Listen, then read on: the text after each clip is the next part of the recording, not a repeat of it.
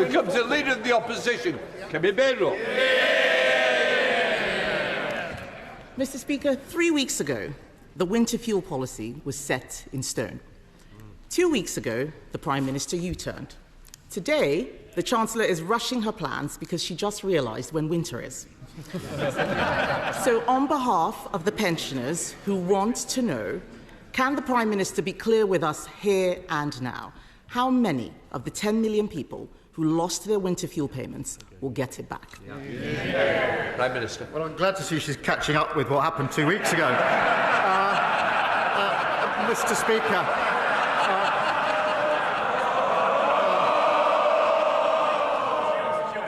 Mr. Speaker, at the budget, we took the right decision to stabilise the economy because of the £22 billion black hole that they left.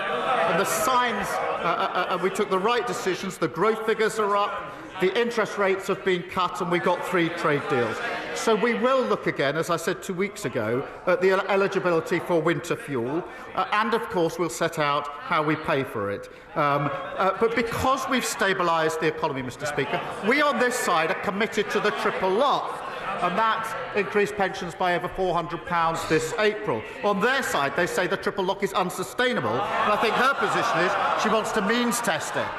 Mr. Speaker, the Prime Minister clearly has selective amnesia. I asked him 3 questions about the winter fuel payment 2 weeks ago, and he was floundering. The fact is, he hasn't answered the question I asked him. He can't tell us who will get the payments. All we see is U-turn after U-turn. His head must be spinning. Will he apologise now for taking the payments away in the first place, including to his own backbenchers? And can he tell us how he's going to pay for this? Well, Mr. Speaker, we took the right decisions at the budget because we needed to stabilise the economy.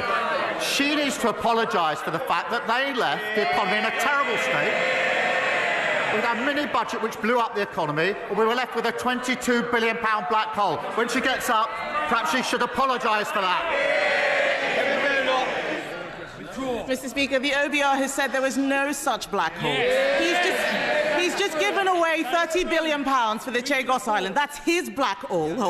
He hasn't stabilised the economy. Borrowing prices are higher now than any time in the last Parliament. He has not stabilised the economy. He has no clear answers on what he's doing. It's just chaos, chaos, chaos. He keeps making announcements with no detail. So let's move to another area of confusion.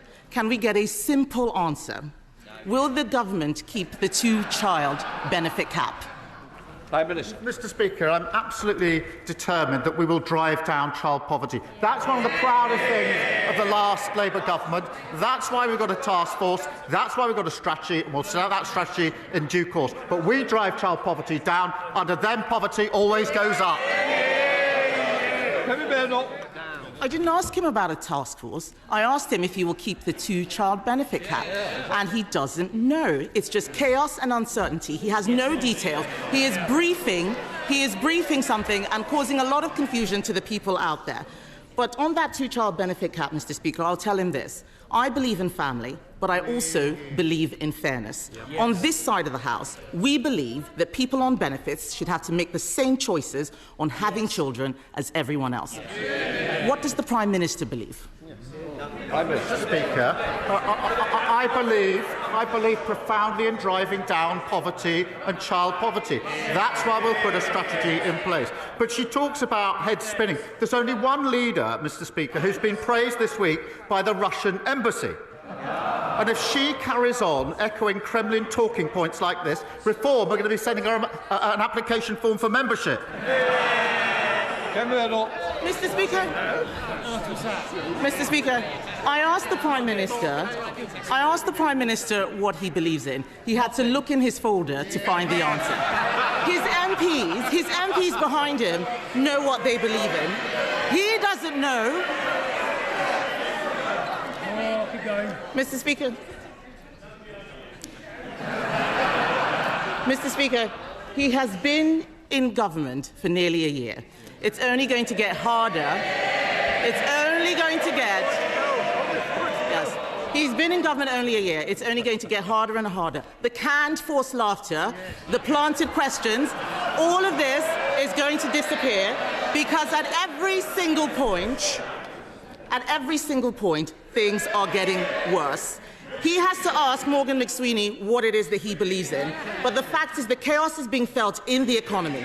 The Chancellor said she would not be coming back with new tax rises, but she will have to pay for all of these U-turns which she's announcing out there, isn't she? Prime Minister. Mr. Speaker, I'm going to look in my folder because here I've got the quote that she had on Sky News. I will read it. Thank you. It's what the Leader of the Opposition says. It's worth listening to. What she said was this. Sky News, Mr. Speaker, Israel is fighting a proxy war on behalf of the United Kingdom, just like Ukraine is on behalf of Western Europe against Russia. Well, that was certainly noticed in the Russian embassy, because they put out a statement saying the Leader of the Opposition has finally called a spade.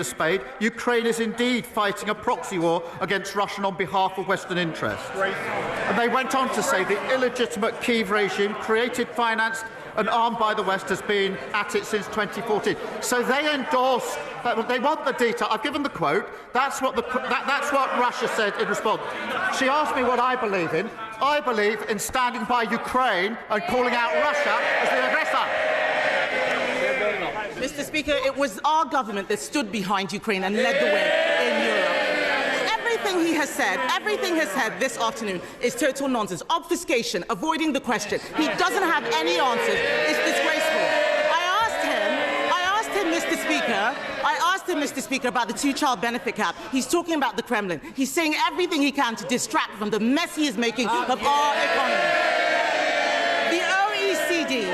The OECD has downgraded growth for the next 2 years. He can't rule out tax rises. The police chiefs are saying they don't have the money they need to keep the public safe.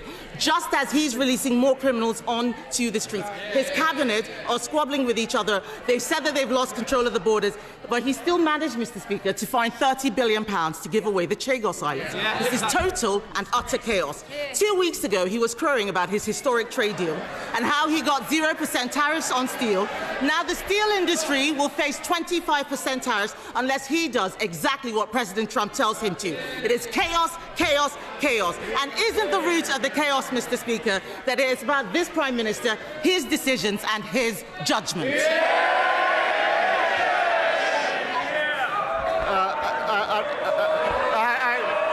The only advice, Mr. Speaker, she gets up on a Wednesday morning, scrolls through social media, never does anything. We're the only country in the world that isn't paying the 50% tax on steel. And we're working in the rest, and that will be coming down. We are working on it to bring it down to zero. That is going to happen. Order. Please. Let's listen to the answer, even if you don't believe you're getting one. It is how the Prime Minister wishes to. What did she opposes the US deal, she opposes the India deal, she opposes what we're doing with the EU, and she opposes Diego Garcia. That's a vital intelligence and strategic capability. Absolutely clear that legal uncertainty would compromise that capability in a very short time. No responsible Prime Minister would ever let that happen. We have secured the long-term basis for the base. That has been welcomed by, Mr. Speaker, welcomed by the US, NATO, Australia, New Zealand, India. They're our allies. It's been opposed by our adversaries, Russia, China and Iran. And into that column we have reform, presumably following Putin, and the Tories following reform.